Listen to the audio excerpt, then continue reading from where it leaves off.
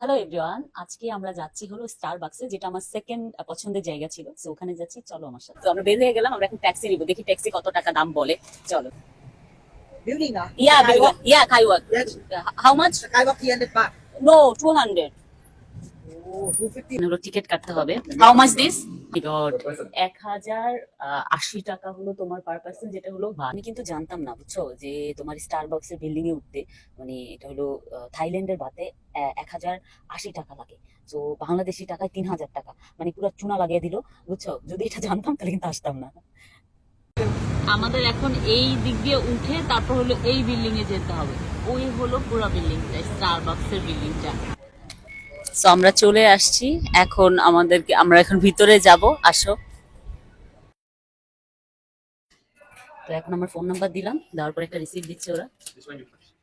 21, এটা হলো আমাদের লকার। তো এখন আমাদের জায়গাটা কিন্তু অসাম, যাই বলো, বুঝছো, চুনা লাগাইলো ভালো লাগাইছে, খুবই সুন্দর জায়গা। আমরা এখন যাচ্ছি।